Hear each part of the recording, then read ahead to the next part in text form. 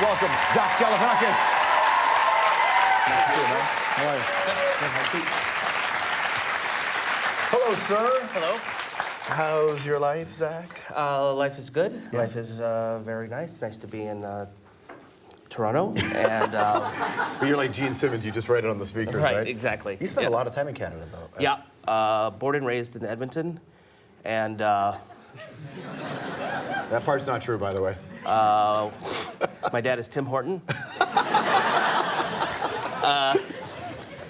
Yeah, I have spent a lot of time on and off.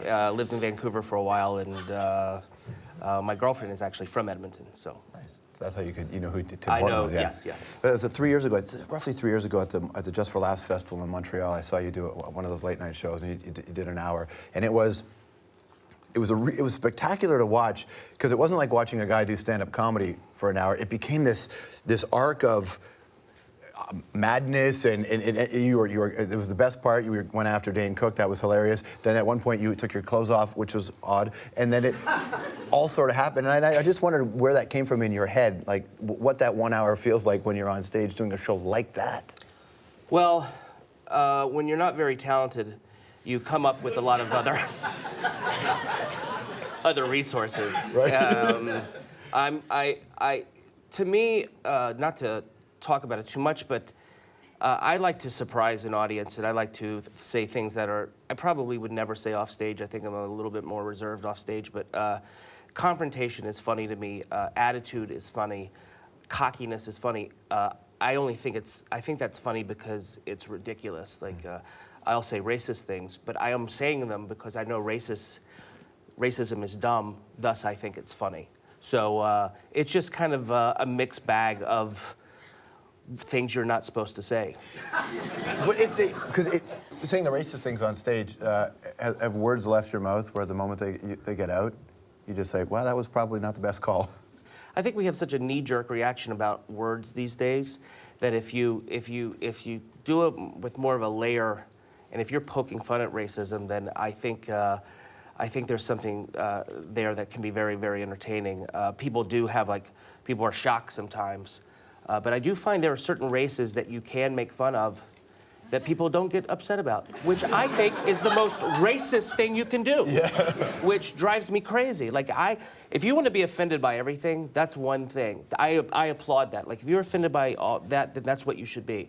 But to pick and choose is racist within itself. Yeah. So which ones do you like going after, though? Oh, who do I go after? Yeah. Canadians? Is that a race? No. I don't go after any of them. I say inflammatory words that I'm going to save for this show, or not say it on this show, because out of context it is pretty brutal. But the Greeks, or dirty, dirty people. Which you can say. I can say. No, I go after everybody. It's fun to make fun of everything, I think. The Greek thing is interesting. The idea, do you ever think in your life there'd be a Stromboliopoulos and a Galifianakis, or two names like that? Right. It sounds like a dinosaur book. It really It sounds like a book about two dinosaurs. How traditional, did you have a traditional Greek upbringing? Somewhat, yeah. I was born, baptized in the Greek Orthodox Church, with the whole naked baptism thing. And in the Greek church, I don't know, were you baptized naked? Yeah. How old were you? I don't remember. It was before I was 20, though. I know that. Yeah, I was 5. Well, that's a little late It to was be a little, naked. and it was my first hard-on.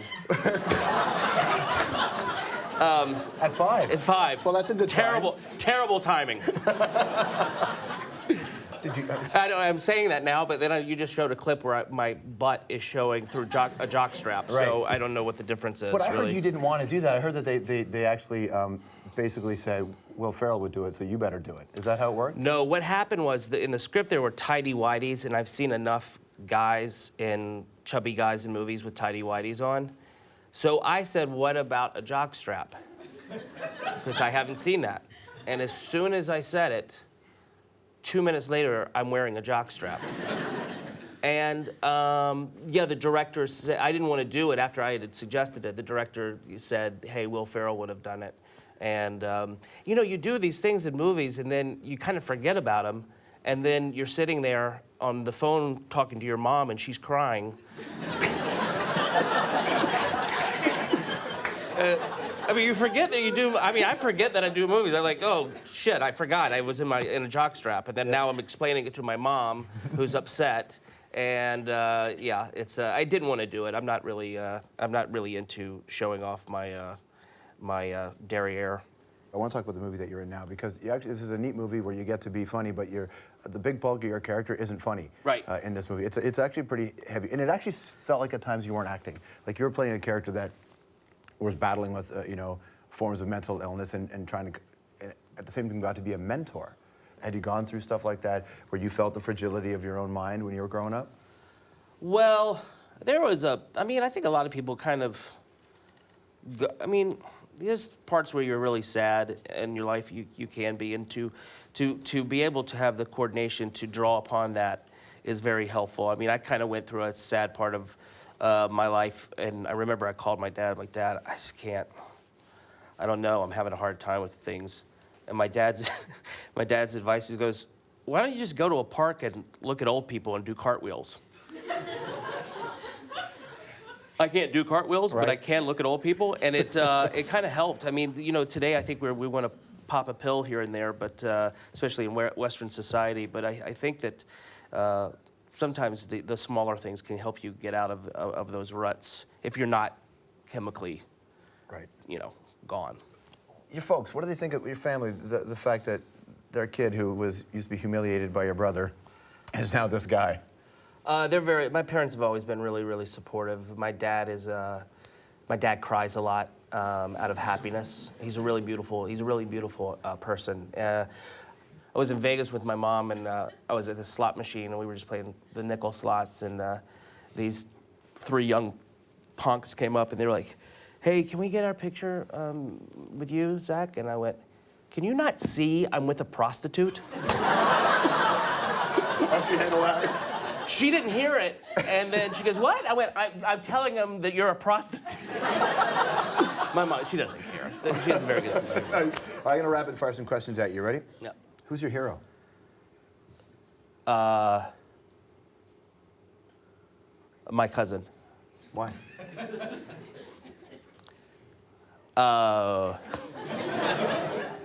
He's just really sweet. He's a really strong, sweet, nicest man.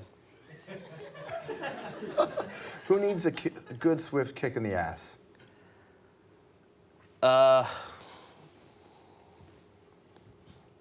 My cousin. All right, what's the greatest gift Greek culture has given the world? And don't say democracy.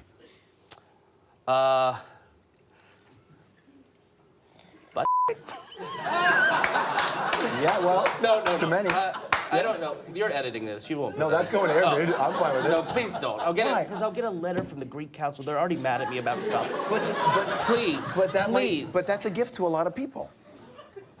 Sure, George. Okay. Why were you a writer on Saturday Night Live? The Olympics. Olympics was good. Nice. But being the biggest game. How did you get to direct the Kanye West video? He saw me perform. He saw me perform at a place called Largo in California, in Los Angeles, and he asked me that night, would you do a music video for me? Because I had done one he had seen online for an Anita Baker song, and he saw that one, and then I said I will do it, but I'm going to my farm tomorrow, and I'll do it if you don't tell me what to do. And he agreed, and then I call him after I email him the video, and then I call him, and I'm like, hey, did you see the video? Because he never responded. He goes, so we were small talk on the phone, and I went, the video's stupid. I guess I was backpedaling. I didn't think he liked it or whatever. I went, the video's stupid, and he goes, stupid's good where I come from. And then I went, yeah, I get your people's lingo. I know, it's terrible. Yeah. Right. And then I didn't know that a tumbleweed could go over a phone, but somehow it did. No, he was fine with it. He was really cool about it. No, it was all good. Oh, that reminds me, I gotta call Taylor Swift.